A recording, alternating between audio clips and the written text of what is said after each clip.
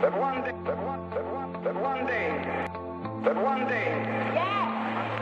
this nation will rise up and live out the true meaning of its creed. We hold these truths to be self-evident, that all men are created equal.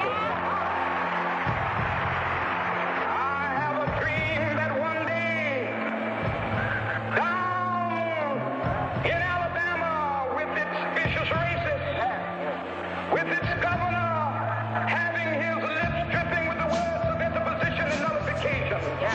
One day right there in Alabama, little black boys and black girls will be able to join hands with little white boys and white girls as sisters and brothers. I have a dream one day.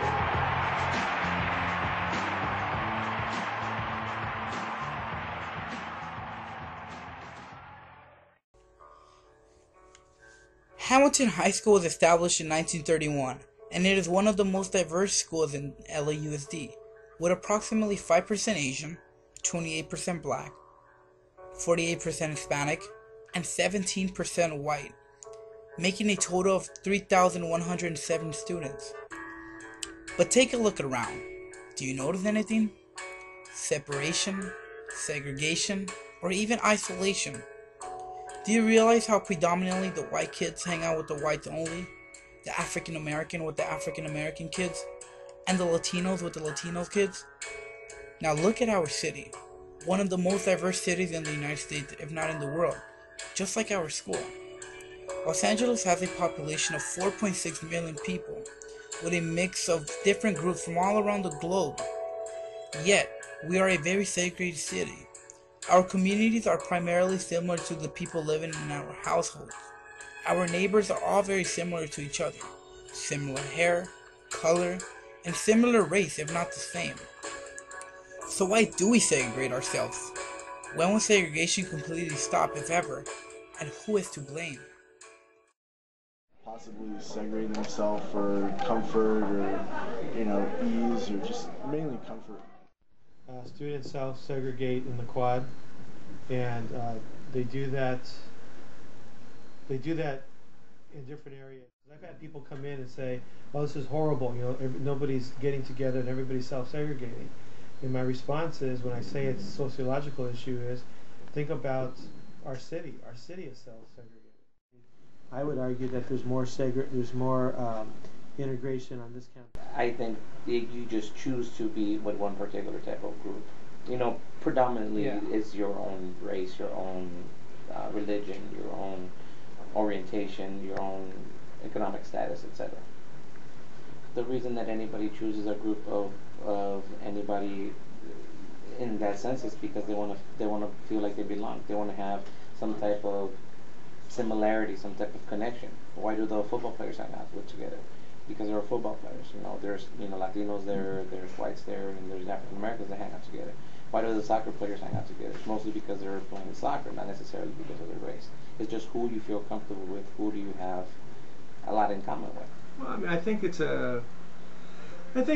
funny. I think when they're younger, they don't do it as much. I think as they get older and become self-aware, they see they see what's going on in society, and they begin to, see the kind of hidden rules that are out there that have been set up before they were born, that have come down the line. There's obviously racism in America that's still being worked on, classism, rich and poor, a lot of things that divide us. And I think that it's just natural that kids at some level kind of mimic that.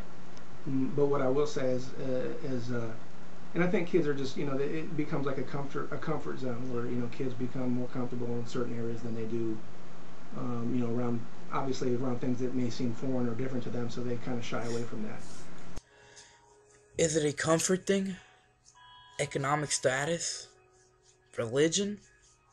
Hobby? Similarity? Or is it purely just race? Do we not feel comfortable around other ethnicities?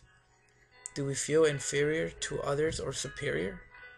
Are we insecure to socialize with other people that are not from our circle? Has our society induced us to believing we can only socialize with a specific group, and that group only? Or are we still reliving the past? Maybe we feel someone deplores the idea of integration amongst each other. Or maybe we all just ironically segregate ourselves. Perhaps we're just living with scars about what our past generation witnessed, fought for, lived for, and abolished.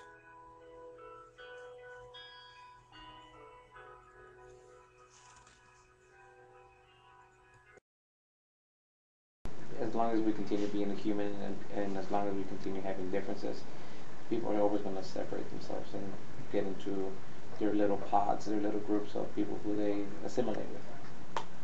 I don't know if I believe that's going to ever stop. I can't speak for everybody. Different parts of the country obviously are, there's less openness in my opinion in some parts of the country than say, for example, LA, which is much more cosmopolitan. People run into different people all the time, so you get used to it. A school like we have here, where it's one of the most diverse in the city, our kids are lucky they get a chance to meet people from different backgrounds, so it becomes easy for them to kind of negotiate their way through that. So I think at some point it may get to that point, but it may be your grandchildren that will eventually wipe that away. But I think we have a first African American president, or we're on our way, and we just have to have faith, and we have to start just continue to see people as people, and not kind of let go of the small divisions that seem to segregate us. But I think since I've been here, it's changed dramatically. It used to be much more segregated at this school. Disneyland had we have the word Disneyland because it used to be like, really honestly, where almost all the Caucasian kids would hang out, and we had a place where all the Latino kids would hang out, and we had a place where all the African American kids would hang out. And I think as we've gone through the years here, that has broken down year by year. I see it more often. Even this year, I see our incoming freshmen are less self-segregating than, say, even our seniors. So I see a positive trend here, and so I hope at some point that we get to a point in America where that doesn't happen at all. But it's up to each generation to kind of break that down. So you self-segregate to the degree that you want to, and so it really, essentially, in the end, if you find yourself being pigeonholed, you've allowed that to happen to yourself. Human nature. I mean, the not negative ways, human nature, when it's done really bad, when you've had racism and all the stuff that happened way in the 50s and 40s and whatnot, that's evil human nature. Some people believe self-segregation would never end. Others believe self-segregation would eventually come to an end. While others feel it is not an issue, but rather a simple reality of life, I strongly believe it is human nature to live a segregated life according to one's belief, hobby, religion, ethnicity, or social background. But I do not believe we shall live our lives discriminating and hating our neighbors. It is in our own interest to be able to accept people from all around the world. We should not revolve the world only into the society we live in, but rather look at views from different points. The world is filled with all kinds of unique humans, some artistic, intelligent, leaders, and others just talented at their craft. Self-segregation will never end as long as mankind lives. But it is up to our future generation to heal the discrimination and the hatred that's been transmitted as early as the independence of this country.